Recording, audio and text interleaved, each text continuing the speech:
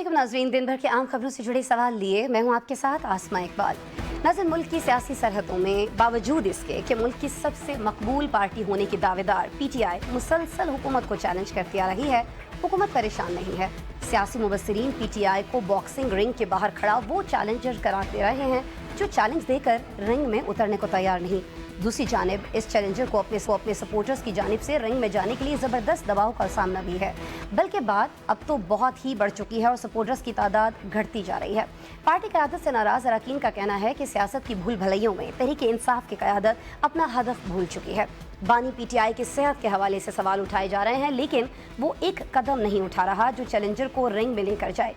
क्या इसकी वजह वो डायलॉग है जिसके हवाले से आज बैरिस्टर गौहर ने कहा कि हुकूमत के साथ मुज़ाकरात सिर्फ पेशकश की हद तक हैं? साथ ही वो ये भी कहते हैं कि महमूद खान अचकज़ई ने वज़ीर आज़म से हाथ मिलाकर बड़ेपन का मुज़ाहरा किया, लेकिन सवाल फिर यही है कि इस बड़ेपन से PTI ने हासिल क्या किया। पार्टी में इख्तलाफात और धड़ेबंदियों ने कारकुनान को मायूस कर दिया है। अब खबरें ये आ रही हैं कि KP में नाराज़ अरकान के हलकों की स्कीमों को भी नज़रअंदाज किया जा रहा है। साथ ही साथ संजीदा नौइयत के गवर्नेंस इशू भी सामने आ रहे हैं। आज KP के एक बड़े मोतबर इदारे पैराप्लेजिक सेंटर के CEO डॉक्टर सैयद इलियास ने इंतज़ामी मुदाखलत पर एहतजाज करते हुए अपने ओहदे से इस्तीफ़ा दे दिया। नाज़रीन, ये जो बाहमी इख्तलाफात हैं, मुतज़ाद बयानात हैं और गवर्नेंस के इशूज़ हैं, इस पर सवालों के जवाब के लिए हमने आज सहमत दी है KP के वज़ीर इत्तलात शफी जान साहब को स्टूडियोज़ में हमारे साथ। शफी साहब, बहुत शुक्रिया आपकी आमद के लिए। शफी साहब, पैराप्लेजिक सेंटर एक बहुत मोतबर नाम और इसे एतबार देने वाला नाम जो है डॉक्टर इलियास साहब का है, लेकिन वो ये कह रहे हैं कि सुहेल आफरीदी साहब का बनाया गया जो बोर्ड ऑफ गवर्नेंस था उसने उन्हें इतना तंग किया कि वो इदारा छोड़ने पर मजबूर हो गए। सबसे पहले आपका शुक्रिया। जहाँ तक पैराप्लेजिक की बात है तो ये तहरीक इंसाफ का एक कामयाब इनिशिएटिव था। अगर आप पैराप्लेजिक विजिट करें तो वहाँ पे पंजाब से भी मरीज़ आते हैं, इवन सिंध से भी आपको मरीज़ वहाँ पे देखने को मिलेंगे। देखिए, डॉक्टर इलियास एक जेंटलमैन थे। देखिए BOG ने यह फैसला किया, इसमें गवर्नमेंट का कोई काम नहीं होता। BOG जो है वो इंडिपेंडेंट होता है और इनका ज़रा एज का भी इशू था, क्योंकि इनकी एज जो है मेरे ख्याल में अभी 62 को पहुंच चुकी है। तो उस एज का जो फैक्टर था उसकी वजह से ये BOG ने फैसला लिया। सिर्फ और सिर्फ एज का एक रीजन है, ये आप कह रहे हैं कि बोर्ड ऑफ गवर्नेंस ने जो फैसला लिया वैसे भी इंडिपेंडेंट होता है, उसका गवर्नमेंट से कोई लेना। कह रहे हैं कि ये सुहेल आफरीदी साहब ने बनाया था, तो ये BOG तो आफरीदी साहब के आने से पहले बना है। अच्छा, उनका ये इल्ज़ाम है कि उन्होंने इसमें मुझे तो नहीं पता कि उन्होंने अगर ये इल्ज़ाम लगाया तो ये गलत है, लेकिन उनके एज का जो इशू था मेन कि वो 62 ईयर्स के हो गए हैं, तो उस पे जो उनका क्राइटेरिया है BOG का उसमें ये फॉल नहीं कर रहे थे, तो उस वजह से ये सारा मसला जो है ये उनको रिज़ाइन करना पड़ा। अच्छा, वैसे इस पे तो मैं एक मासूमाना सा सवाल अगर मैं आपसे कर लूँ जी कि यानी 62 का जो हो जाए तो फिर वो नहीं, हर इदारे का एक क्राइटेरिया होता है। मैं भी सियासत पे इसके बाद आ जाती हूँ, मैं बानी पे आ जाती हूँ, इमरान खान पे आ जाती हूँ, तो आप देख लें अच्छा क्लियर कर दिया कि ये सिर्फ हर इदारे का डिफरेंट है। नहीं, सरकारी मुलाजमीन जो होते हैं अक्सर वो 60 पे रिटायर हो जाते हैं। हर इदारे का अपना एक क्राइटेरिया। मुझे एक और चीज़ का जवाब दीजिए, अगर क्राइटेरिया ये था फिर वो मुस्तफ़ी क्यों नहीं हुए? ये मामला काफी सॉरी, अगर क्राइटेरिया का मामला था, एज का इशू था तो फिर उन्हें हटाया जाना चाहिए था ना, उन्होंने इस्तीफा क्यों दिया? देखिए, मामलात यहाँ तक पहुंचे तो उन्होंने खुद इस्तीफा दिया, क्योंकि बार बार BOG उसको कह रही थी कि आप इस क्राइटेरिया में फाल नहीं करते, आप रिजाइन कर लें। ठीक है, तो इसलिए उन्होंने रिजाइन किया और रिजाइन के बाद जो भी उसकी स्टेटमेंट है वो तो मैंने नहीं देखी। अकॉर्डिंग टू यू कि सुहेल आफरीदी साहब, तो ये BOG उनके आने से पहले बनी थी, उसमें गवर्नमेंट का कोई काम नहीं था। डॉक्टर इलियास बहुत टैलेंटेड बंदे थे, इसमें कोई शक नहीं है, लेकिन एज का जो फैक्टर था वो मेन इशू था इस इस्तीफे के पीछे। ठीक हो गया जी, आपका इस पर मौक़िफ़ आ गया। मुझे पेशावर यूनिवर्सिटी पर आप बता दीजिएगा कि उसका माली बहरान जो है वो क्यों संगीन होता चला जा रहा है? असातिज़ा कह रहे हैं उनको पेंशन्स नहीं मिल रही हैं, तनख्वाहें आप लोग किस्तों में दे रहे हैं, ये भी तो गवर्नेंस से जुड़ा इशू है ना। तो लगता है कि गवर्नेंस के बड़े मसाइल हैं शफी साहब आपकी तरफ। नहीं, गवर्नेंस के अगर मसाइल होते और जितने चैनल्स जो है काले चैनल जितने भी हैं, बाकी जितने चैनल्स हैं, जितना फोकस KPK को किया गया है तो सारे इशू आपके सामने आते। आप खुद देख लें कि बजट सिर्फ खैबर पख्तूनख्वा का डिस्कस हो रहा है, ना सिंध का किसी ने डिस्कस किया, ना पंजाब का किया, ना फेडरल ने किया। तमाम तर चलिए आपने किया होगा। सबसे कंपोज बजट हमारा था। आपने देखा होगा जब बजट पेश होता है तो मुख्तलिफ लोग जो हैं वो एहतजाज करते हैं, तनख्वाह बढ़ाने की बात करते हैं, लेकिन खैबर पख्तूनख्वा में ऐसा कोई एहतजाज आपके सामने नहीं आया होगा। इसका क्रेडिट अफरीदी साहब को और मुजम्मिल साहब को जाता है। जहाँ तक यूनिवर्सिटियों की बात आपने की, तनख्वाहों की बात की, ये तमाम तर चीज़ें जो हैं इसको हायर एजुकेशन देख रही है, उसका ग्रांट भी इस बार बढ़ा दिया। हायर एजुकेशन को कौन देख रहा है? आपके सूबे में मीना खान साहब, वो इसके मिनिस्टर हैं। अच्छा, تو ابھی اس کا گرانٹ جو ہے وہ بھی بڑھا دیا گیا ہے, اس کی جو ایلوکیشن تھی وہ بھی بڑھا دی گئی ہے. یہ تمام تر ایشو ود دا ٹائم سارے سالو ہو جائیں گے. اچھا, آپ یہ کہہ رہے ہیں پشاور یونیورسٹی کے جو لوگ اس وقت مختلف آپ کو سن رہے ہیں, تنخواہیں بھی اب جو ہے وہ ٹائم پر آنا شروع ہو جائیں گی, پینشنز بھی, تنخواہیں بھی. دیکھیں بات یہ ہے کہ ہمیں بھی تو این ایف سی کا شیئر ہمیں نہیں مل رہا, جو پیسے فیڈرل حکومت نے ہمیں دینے ہیں وہ ہمیں نہیں مل رہا, جو فاٹا کے پیسے ہیں جو پھر ہم سیٹل کے پیسے فاٹا پہ لگاتے ہیں, اس لیے تو ڈیفیسٹ کا بجٹ ہم نے پیش کیا. تو یہ تمام تر ایشو ہمارے ساتھ بھی ہے, لیکن تمام تر ایشوز کو سالو کرنے کے لیے اس بار کا جو بجٹ ہے جو بڑا کمپوزڈ ہے, اس میں تمام تر چیزیں ایڈریس ہو جائیں. اچھا, اس میں کتنی صداقت ہے کہ پی اسمبلی کے 10 اراکین جو ہیں جن کو چنا گیا یا یوں کہہ لیں ان کو ٹارگٹ کیا گیا کہ ان کے حلقوں کے جو ترقیاتی کام ہیں ان پر کٹ لگایا جائے گا؟ کوئی کٹ نہیں لگا. آپ اے ڈی پی بک اٹھا لیں, بڑا سمپل سا اس کا سولوشن ہے. اور جو ہمارے بھائی ہیں جن کو آپ ناراض اراکین کہہ رہے ہیں, اب وہ ناراض نہیں ہیں, بجٹ میں انہوں نے ہمیں ووٹ دے دیا, وہ ہمارے کولیگز ہیں, ان کو سنا گیا, ان کے ساتھ بیٹھا. مشتاق غنی صاحب سے بھی آپ کی ہو گئی, صلح ہو گئی؟ نہیں, مشتاق غنی صاحب نے تو فلور پہ کہا ہے کہ میرا کوئی اختلاف نہیں ہے سہیل آفریدی صاحب سے, میں ووٹ بھی دوں گا. کچھ جو باتیں وہ میڈیا پہ ہوئی تھی, دیکھیں پارٹی میں اس قسم کی باتیں ہوتی رہتی ہیں. ابھی آپ کے بعد وہ ہمارے ساتھ گیسٹ ہوں گے تو میں نے ضروری سمجھا پلیز آپ ان سے, انہوں نے فلور پہ کہا تھا, ٹھیک, آپ بے شک ان سے پتہ کر لیں, یہ ان کی سٹیٹمنٹ انہوں نے ریکارڈ پڑھی ہے. انہوں نے بجٹ میں ووٹ بھی دیا اور کسی بھی حلقے کو ٹارگٹ نہیں کیا گیا. 92 کے 92 ایم پی ایس جتنی بھی ہیں ان کو تمام فنڈز بھی ملیں گے, جو ان کے اے ڈی پی کے پروجیکٹس ہیں وہ بھی کمپلیٹ ہوں گے. اچھا, یہ جو حال ہی میں بجٹ جس کا بار بار تذکرہ کر رہے ہیں اس میں یہ ترقیاتی بجٹ کا جو 50% ہے وہ صرف 13 اسکیموں کے لیے ہے, جبکہ 898 منصوبوں کے حصے میں آپ نے محض 5% فنڈز رکھے ہیں. ایسا کیوں ہے؟ کیوں یہ 13 جو منصوبے تھے یہ امپورٹنٹ تھے, وہ 898 جو تھے وہ نہیں تھے؟ کچھ پروجیکٹس ہمارے فلیگ شپ پروجیکٹس ہیں, اس کو ہم نے جلدی کمپلیٹ کرنا ہے, اس کے لیے ایلوکیشن ہم نے زیادہ رکھی ہے. کچھ ہمارے پروجیکٹ ایسے ہیں جو 3 سالہ ہیں, 2 سالہ ہیں, اس کے لیے ایلوکیشن کم رکھی گئی ہے. اور ایلوکیشن کی جہاں تک بات ہے تو کسی ٹائم بھی ہم زیادہ کر سکتے ہیں. پروجیکٹ ریفلیکٹ ہو گئے ہیں, اب اس پروجیکٹ کو جب کمپلیٹ کرنا ہو جو ان کی کمپلیشن ٹائم ہے اس کے مطابق ایلوکیشن رکھی گئی ہے. ٹھیک ہے. اچھا, مجھے یہ بتا دیں کہ یہ جو آپ نے کہا کہ ہمیں جلدی کچھ منصوبے مکمل کرنا ہے, تو آج کل ہم دیکھ رہے ہیں کہ جو بھی ترقیاتی منصوبہ ہے اس کا جب افتتاح ہوتا ہے تو وزیر اعلیٰ خود وہاں پر پہنچتے ہیں, اور اگر وہ نہیں پہنچتے تو متعلقہ محکمے کا وزیر. تو یہ کیوں ایسا کیا جا رہا ہے کہ ہر جگہ ان کا آنا افتتاح کر, کیونکہ آپ بڑی زیادہ تنقید کرتے رہے نا وزیر اعلیٰ پنجاب پر. ریوائٹلائزیشن کی جتنے پروجیکٹ ہے پشاور کے جس کو 200 ارب روپے ہم نے رکھے ہیں, اس میں کوئی 25% خرچ بھی ہو چکے ہیں, 25 ارب کی ریلیز بھی اس میں ہو چکی ہے. مختلف انڈر پاسز بن رہے ہیں, اور جب انڈر پاسز کے اور فلائی اوورز کے انوگریشن ہوتی ہے تو وہاں پہ منسٹر بھی موجود ہوتا ہے, وہاں پہ سی ایم صاحب خود بھی جاتے ہیں کیونکہ کیپٹل ہے پشاور. اور پشاور کو اس حلقے کے لوگوں نے ووٹ دیا ہوتا ہے, وہ بھی ہوتا ہے, وہ ایم پی بھی اسی سے فیتا کٹنا ہے نا, منتخب تو اس کو کیا ہے. نہیں, وہ بھی ساتھ کھڑا ہوتا ہے, وہ بھی فیتا کاٹتا ہے, وہ بھی ربن وہیں کاٹتا ہے, اسی کے حجرے میں ہی پروگرام ہوتا ہے, اس کے حلقے میں ہی پروگرام ہوتا ہے, اسے اگنور نہیں کیا جاتا. کسی ایم پی اے کو ہم اگنور نہیں کر سکتے. سب لوگ جو ہیں وہ عمران خان صاحب کا ووٹ لے کے آئے ہیں, کوئی اگر وزیر ہے کوئی سی ایم ہے, برابر سب ایک ہیں.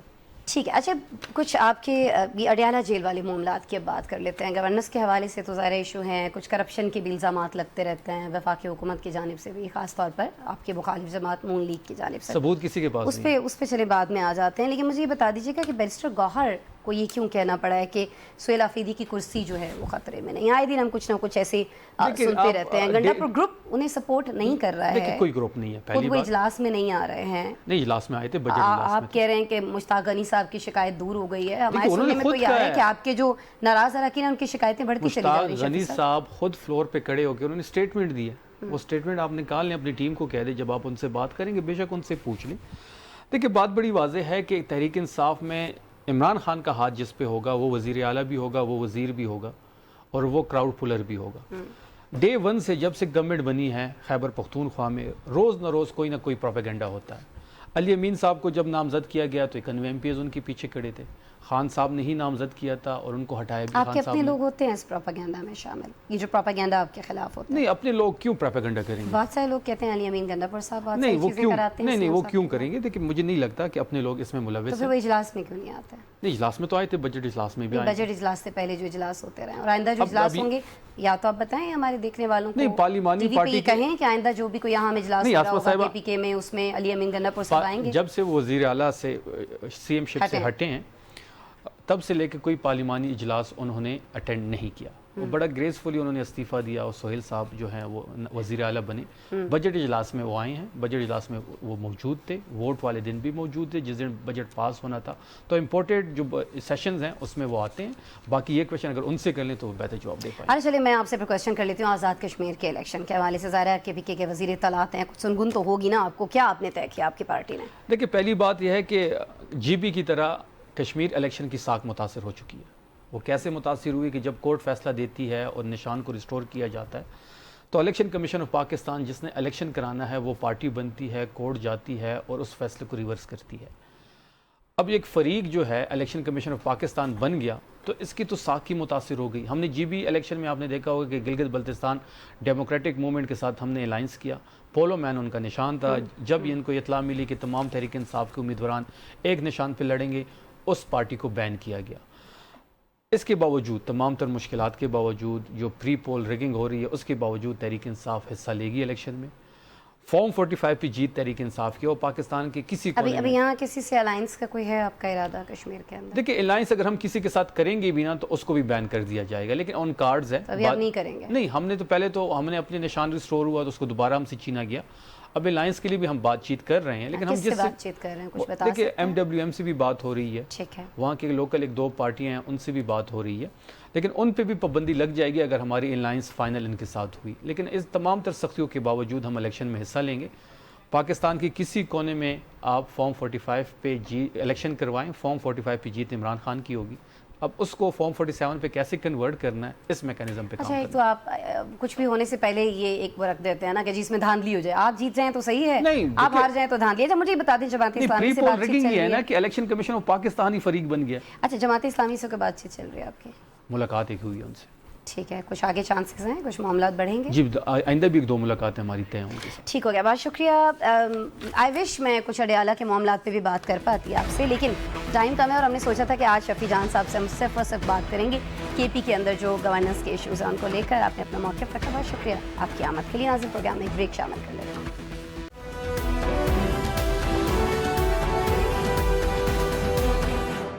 Welcome back. ناظرین اب بات کریں گے کراچی میں سانحہ گل پلازہ کی جوڈیشل رپورٹ پبلک کرنے کے مطالبے اور MQM کی جانب سے سندھ حکومت کے خلاف فائنل تحریک کے اعلان کی. ناظرین آج ایک نیوز کانفرنس ہوئی اور اس نیوز کانفرنس میں ڈاکٹر فاروق ستار کی جانب سے یہ مطالبہ کیا گیا کہ سانحہ گل پلازہ پر انکوائری کی جوڈیشل رپورٹ پبلک کی جائے. کہنا ان کا یہ بھی تھا کہ رپورٹ میں کئی پردہ نشینوں کے نام آتے ہیں اور ان میں ایسا کیا ہے جس کا تعلق سندھ حکومت کے 18 سالہ بدترین حکمرانی سے ہے, کیوں یہ رپورٹ چھپائی جا رہی ہے. لیکن کراچی میں میڈیا سے بات میں انہوں نے کہا کہ کئی ماہ ہو چکے ہیں, جوڈیشل رپورٹ پبلک نہیں کی گئی, سندھ حکومت نے اسے پراسرار طریقے سے چھپا دیا ہے. فاروق ستار نے یہ بھی کہا اس موقع پر بات کرتے ہوئے کہ ہم نے اس رپورٹ کے لیے تھرو پراپر چینل کوششیں کی, لیکن وزارت داخلہ سندھ حکومت نے ہماری درخواست وصول کرنے سے صاف انکار کر دیا. ناظرین آج ہی MQM کے سینئر رہنما انیس قائم خانی نے اعلان کیا ہے کہ سندھ حکومت کے خلاف ایک بڑی فیصلہ کن تحریک چلائی جائے گی جس میں 18 برس کی کرپشن کا حساب لیا جائے گا. اب یہ حساب کیسے لیا جائے گا, احتجاجی تحریک کا اس وقت فیصلہ کیوں کیا گیا ہے اور سانحہ گل پلازہ کی جوڈیشل رپورٹ کے لیے MQM عملی طور پر کیا کرنے جا رہی ہے, ان سوالوں کے ساتھ ہم اپنے پروگرام میں ویلکم کرتے ہیں MQM کے رکن قومی حسان صابر صاحب کو. حسان صاحب بہت شکریہ پہلے تو مجھے جوائن کرنے کے لیے. حسان صاحب آپ 18 برس کا حساب مانگ رہے ہیں تو کیا ایکسپیکٹ کریں ہم, یہ جو احتجاجی تحریک جس کا میں نے اپنی ابتدائی میں بھی ذکر کیا جو آپ کی طرف سے MQM کی جانب سے کہا جا رہا ہے شروع ہونے جا رہی ہے, کب شروع ہوگی سر یہ؟ بسم اللہ الرحمن الرحیم. جی آپ کا بہت بہت شکریہ سر. دیکھیے یہ 18 سال کا حساب پیپلز پارٹی کو دینا پڑے گا اور اس شہر نہیں اس پورے صوبے کا دینا پڑے گا. میگا کرپشن کیسز اس 18 سالوں کے جو اس وقت رپورٹ ہوئے ہیں, آپ یہ دیکھیے کہ گزشتہ سالوں میں دیکھیں کہ ان کے کتنے آفیسرز ہیں جو سرکاری ملازم سندھ گورنمنٹ کے ہیں وہ میگا کرپشن کیسز میں انوالو ہوتے ہیں اور ان کو گرفتار کیا جاتا ہے لوکل جو سندھ کی اینٹی کرپشن ڈپارٹمنٹ ہے اس کے ذریعے, اور پھر ان کی کرپشن کے کیسز کو وائٹ واش کر دیا جاتا ہے. ابھی بھی ریسنٹلی دیکھیں کہ یہ جو BRT کے اندر کیس کے اندر پکڑے گئے صاحب جو سرکاری ملازم ہے اور بہت عرصے سے نور نظر بھی ہیں سندھ حکومت کے, لیکن ان کا کیس جو اینٹی کرپشن جو کہ نیب میں جانا چاہیے تھا اس کو صوبائی اینٹی کرپشن نے اوپن کیا, اور صوبائی اینٹی کرپشن کا کام کیا جو وزیر اعلیٰ کے انڈر میں کام کرتی ہے, جو سندھ حکومت میں پورا بورڈ جو چلاتی ہے, وہ اس کو ختم کر دے گی. تو یہ 18 سال سے میں تو کہتا ہوں اس سے بھی پیچھے میں بات کروں گا اپنی قیادت سے کہ اس سے بھی پیچھے سے شروع کیا جائے. چلے میں اس سے پیچھے نہیں جاتی، میں اس سے پیچھے نہیں جاتی حسان صاحب. مجھے بس 18 برسوں میں یہ بتا دیجئے گا کہ 18 برس جن کا آپ ذکر کر رہے ہیں حسان صاحب، ان میں جب ایم کیو ایم پیپلز پارٹی کے ساتھ شریک اقتدار تھی وہ 18 سال بھی آپ کاؤنٹ کر رہے ہیں، شامل کر رہے ہیں سر؟ دیکھیے ان 18 سالوں میں اگر ایم کیو ایم بھی ملوث رہی ہے نا تو ایم کیو ایم بھی اپنے ان لوگوں کا احتساب کرے گی جو اس کرپشن کے اندر ملوث ہے. لیکن دیکھیے اختیار اور اقتدار، پاور شیئرنگ ضرور کہہ سکتے ہیں. آج آپ اس کو یہ کہہ سکتے ہیں کہ ایم کیو ایم کے پاس کتنے اختیارات تھے، کتنی کرپشن میں انوالو ہوا. ایم کیو ایم وہ جماعت ہے جس کے اوپر کرپشن کے چارجز نہیں لگے. دوسرے تمام چارجز ضرور لگائے گئے لیکن ان میں بھی کوئی ثبوت نہیں تھا، کسی طور پر بھی کوئی ثبوت حاصل نہیں کر سکے، کوئی شواہد نہیں تھے، جھوٹے الزامات لگائے گئے. لیکن کرپشن کے تو جوائنٹ کیسز ہیں نا پیپلز پارٹی کے اوپر، اس صوبائی حکومت پر ہیں. جب ان کی فیڈرل گورنمنٹ تھی اس کے اوپر بھی تھے، جو صوبائی حکومت تھی اس کے اوپر بھی تھے. حسان صاحب آپ کے پاس ثبوت ہیں؟ آپ کے پاس ثبوت ہیں؟ ہم نے وہ ثبوت بھی انشاءاللہ تعالی عدالت میں پیش کرنے ہیں. وہ تمام چیزیں عوام تک بھی لے کے جانی ہیں. تو کس چیز کا ویٹ کر رہے ہیں آپ؟ یہ ثبوت آپ کے پاس ابھی کل تو نہیں آئے ہوں گے نا حسان صاحب؟ عرض سنیے نا، ثبوت آپ کہہ رہے ہیں کہ ہمارے پاس موجود ہیں اور اب آپ ان کو کورٹس میں لے کر جائیں گے. مجھے یہ بتا دیں یہ ثبوت آپ کے پاس کوئی کل رات تو نہیں آئے نا کہ آج دوپہر میں آپ لوگوں نے پریس کانفرنس کر لی؟ یہ تو بہت پہلے سے آپ کے پاس موجود ہوں گے. تو ابھی اسی وقت کا تعین کیوں کیا ہے آپ نے کہ اب آپ یہ جو ثبوت ہیں آپ کے پاس یہ کورٹس میں لے کر جائیں گے؟ دیکھیے اسماء، آپ صحیح فرما رہی ہیں کہ یہ پہلے دن کیوں نہیں بتا دیا گیا. پہلے دن بھی ہم کہتے رہے، ہم چیزوں کو پہلے دن ہی ہائی لائٹ کرتے رہے. ہم ارباب اختیار جو اس ملک کو چلا رہے ان سے بھی اس بارے میں بات کرتے رہے، ہم عوام سے بھی بات کرتے رہے. ہم اس چیز میں صرف لوگوں سے نیریٹو بیان نہیں کرتے، ہم بات کرتے ہیں ان حقائق پر، ان ثبوتوں کی بنیاد پر جو عوام نے آنکھوں سے بھی دیکھے ہیں اور لوگوں سے بھی ان کے پاس یہ معلومات اکٹھی ہوتی ہیں. کیا آپ کے اور میرے پاس ان شواہد کی کوئی کمی ہے؟ نہیں ہے. آپ یہ دیکھیے کہ گزشتہ ان 2 دہائیوں سے لگا لیجئے، 18 سالوں سے لگا لیجئے کہ سندھ سرکار کے، جس کو ریاست کے طور پر ایک خاندان، بلکہ آپ 1 سے 2 خاندان اس کو کر لیں، ریاست کی طرح اپنی ملکیت کی طرح اس صوبے کو چلاتے ہیں. اس پورے صوبے کے اندر پینے کا صاف پانی موجود نہیں ہے، پڑھنے کے لیے بچوں کے اسکول نہیں ہے، ہسپتال نہیں ہے. اگر کہیں بنا ہوا کوئی ٹوٹا پھوٹا ہسپتال ہے تو اس میں دوائی نہیں ہے. یہ آپ کو اگر کوئی ہسپتال کا نام گمبٹ میں یا SIUT کا نام لیتے ہیں تو وہ پبلک پرائیویٹ پارٹنرشپ کے ذریعے کام کر لیں، لوگوں کے ڈونیشن پہ کام کرتے ہیں. کراچی کے جو سرمایہ دار طبقہ ہے وہ اس میں ڈونیٹ کر رہا ہوتا ہے. یہاں پر آپ یہ روڈ انفراسٹرکچر کا حال دیکھیں، پورے سندھ میں تباہ ہے، پورے سندھ کے اندر ٹھیک ہے. یہ تو مسائل ہیں جو ایم کیو ایم ہائی لائٹ کرتی رہتی ہے. لیکن آج جو پریس کانفرنس کی گئی ہے حسان صاحب، وہ سانحہ گل پلازا کے حوالے سے تھی. لیکن سر اس سانحے کی تو تفتیش ہو چکی نا، کئی انکوائریاں بھی ہو گئیں، چالان بھی پیش ہو گیا. تو پھر ایم کیو ایم کی جو جوڈیشل انکوائری کی رپورٹ کی ڈیمانڈ ہے وہ کیوں ہے؟ کیونکہ سر شرجیل علام احمد صاحب تو یہ بھی کہتے ہیں کہ ہم نے خود سندھ ہائی کورٹ کو خط لکھ کر کمیشن بنوایا تھا. تو وہ پھر کیوں چھپائیں گے اسے آپ سے، ہم سے یا عوام سے؟ دیکھیے یہ کمیشن بالکل انہوں نے خود بنایا تھا. انہوں نے درخواست کی تھی عدالت سے اور عدالت میں چیف جسٹس صاحب نے الاؤ کیا تھا. لیکن کیا اس میں اس جوڈیشل کمیشن کے اندر ان پرائیویٹ لوگوں کو جو وہاں کے وکٹمز تھے ان کی بات سنی گئی؟ نہیں سنی گئی. اگر سنی گئی ہے تو اس کمیشن کی رپورٹ کو پبلش کر دیا جائے نا. کیا ریکمنڈیشن دیے ہیں آنریبل جسٹس صاحب نے، کیا بات اس کے اندر لکھی گئی ہے، عوام کو جاننے کا حق ہے. یہ جی دیکھیے، اچھا اگر اس میں یہ بات لکھی گئی ہوئی کہ اس حادثے کا جو سنگین بنانے کا جو الزام ہے اگر آپ لوگوں پر لگایا گیا ہوا اس میں، کیونکہ آپ کے دور میں گل پلازا میں چائنا کٹنگ کی گئی تھی نا، یہ کہنا شرجیل میمن صاحب کا، وہ کہتے ہیں کہ نہ کوریڈور بناتے آپ لوگ، نہ ناجائز دکانیں بنتی، نہ اتنی امبات ہوتی. یہ ظاہر سندھ حکومت کا موقف ہے. یہ الزام لگانے سے پہلے ان کو یہ سوچنا چاہیے کہ اگر مان لیتے ہیں for the sake of argument کہ یہ ایم کیو ایم نے اس کے اندر چائنا کا، تو ایم کیو ایم کا چیف منسٹر لگا ہوا تھا. چیف منسٹر تو انہی کا تھا نا، انہی کے پاس تو سب کچھ اختیارات تھے. اگر انہوں نے دیا تو چلے ان کو بھی ہوگا، ایم کیو ایم کے خلاف بھی کارروائی کر لیجیے گا. لیکن بات یہاں پر یہ آ رہی ہے کہ سانحہ بلدیہ کے اوپر جب یہ آواز اٹھاتے ہیں اور جب سانحہ بلدیہ کے کیس کے اوپر بات کرتے ہیں تو اسی کیس کے اندر آپ کے علم میں ہے کہ سندھ ہائی کورٹ نے یہ ایک آبزرویشن دی ہوئی ہے اور سندھ حکومت کو پابند کیا تھا کہ فیوچر میں اس طرح کے حادثات رونما ہونے سے بچایا جائے اور اس کی پریکاشنز لی جائیں. آپ اس کا جو آرڈر ہے جو جس میں سزائیں دے دی تھی جب ملزمان کو، اس کے بعد کا ذرا سا جو سندھ ہائی کورٹ نے اس کے بعد جو ڈویژن بینچ نے اس کے اندر آرڈر تواتر کے ساتھ کیا. آج بھی دیکھیے ڈسپوز آف نہیں ہوا ہے وہ کیس، ثانیہ بلدیہ والا کیس جو اپیل تھی، اس کے اندر دیکھیں انہی سندھ حکومت کو تو پابند کیا ہے کہ وہ آئندہ ان حادثات سے بچنے کے لیے پریکاشنز کرے. وہاں پہ فائر ڈپارٹمنٹ کو آئندہ کیا ہونا چاہیے ہے، آئندہ کیا ہونا چاہیے، یہ سجیشنز آپ کی طرف سے آتی رہتی ہیں. لیکن جب سانحات کی بات ہوتی ہے تو کراچی میں کوئی ایک سانحہ تو نہیں ہے نا سر، یہاں بہت سارے سانحات ہیں. سانحہ 12 مئی بھی تھا، جوڈیشل انکوائری اس کی بھی تھی، وہ رپورٹ بھی آج تک پبلک نہیں ہوئی. لیکن یہ کیسا عجیب اتفاق ہے حسان صاحب کہ ایم کیو ایم نے اسے کبھی پبلک کرنے کا مطالبہ نہیں کیا. تو یہ اتنا کھلا تضاد کیوں ہے، یہ اگر آپ مجھے اور میرے دیکھنے والوں کو بتا سکیں حسان صاحب. دیکھیے اسما صاحبہ، یہاں 12 مئی کا جو الزام ایم کیو ایم پر لگایا ہے اس میں 17 کارکنوں کی شہادت ہوئی تھی، ایم کیو ایم کے 17 کارکنوں کی. تو وہ کیا ایم کیو ایم اور وکٹم بھی بن گئی، اس کے اندر ملزم بھی ایم کیو ایم ٹھہری، جبکہ ایم کیو ایم کے کارکنوں کو شہید کیا گیا اس میں. تو کیا صرف ایم کیو ایم انوالو تھی اس سارے واقعے کے اندر؟ نہیں بھائی، اس میں تو ٹی وی فوٹیجز موجود ہیں، تمام صحافتی آپ نے خود آبزرو کیا، آپ نے خود رپورٹنگ کی، آپ سب نے اس کی کیا کہ اشارہ فیصل پہ کون لوگ تھے، کون فائرنگ کر رہے تھے، کون سی تنظیمیں اس وقت انوالو تھیں، کس نے جو ہے وہ پورا ایک سسٹم کریٹ کیا ہوا تھا، اس کی تحقیقات کریں، اس کے اوپر بات کریں. کیوں نہیں کرتے؟ تو تحقیقات ہوئی ہے نا، تحقیقات ہوئی ہے سر، یہی تو میں عرض کر رہی ہوں. جوڈیشل انکوائری ہوئی تھی نا اس کی باقاعدہ.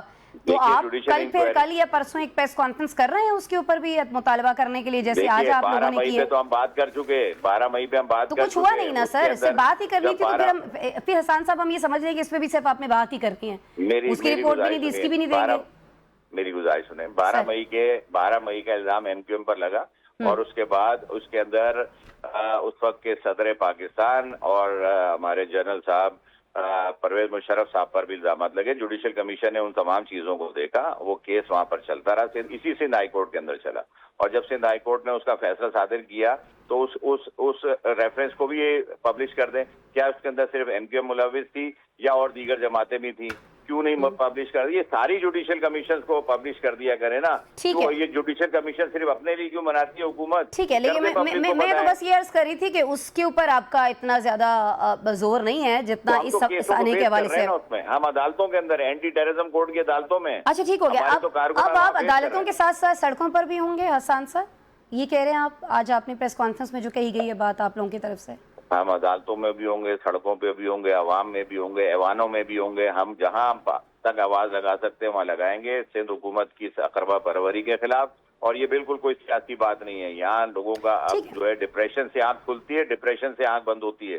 یا صبح اٹھے تو ڈپریشن میں اٹھتا ہے ایک انسان، جب اٹھتا ہے اس کے لیے انزائٹی بڑھ رہی ہے، اس کے اندر فرسٹریشن بڑھ رہی ہے. پاکستان پیپلز پارٹی کہتی ہے کہ انزائٹی اس وقت بھی تھی جب ایم کیو ایم یہاں پر راج کیا کرتی تھی، جب ایم کیو ایم کی حکومت تھی. مجھے بتائیں گے جو انیس قائم خانی صاحب نے کہا ہے کہ ہم احتجاج کریں گے، سڑکوں پر آئیں گے، عوام کو باہر لے کر آئیں گے، تو خالد مقبول صدیقی صاحب کے درمیان، مصطفیٰ کمال صاحب کے درمیان جو اختلافات کی خبریں آتی رہتی ہیں، جو چیزیں ہمارے سامنے آتی رہتی ہیں، اس کے بعد آپ کو لگتا ہے کہ یہ کامیاب ایک آپ لوگوں کی کوئی تحریک یا کامیاب آپ کا ایک احتجاج ہو پائے گا جب آپسی اتنے اختلافات ہیں؟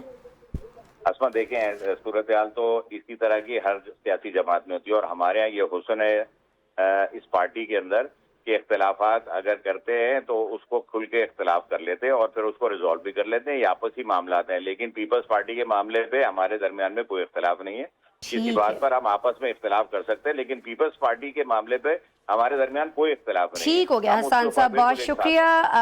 آپ نے فرمایا کہ باقی معاملات میں اگر ان کے اندر آپسی اختلافات ہیں تو وہ اختلافات ہو سکتے ہیں، لیکن جب پاکستان پیپلز پارٹی کے خلاف احتجاج کرنے کا معاملہ ہے یا ثبوت ان کے خلاف لے کر جانے کا کورٹس کے اندر معاملہ ہے تو اس پر ایم کیو ایم جو ہے وہ متحد ہے، چاہے پھر وہ خالد مقبول صدیقی اور مصطفیٰ کمال ہی کیوں نہ ہوں. بہت شکریہ حسان صابر صاحب، آپ ہمارے ساتھ موجود تھے. ناظرین کے سامنے ویلکم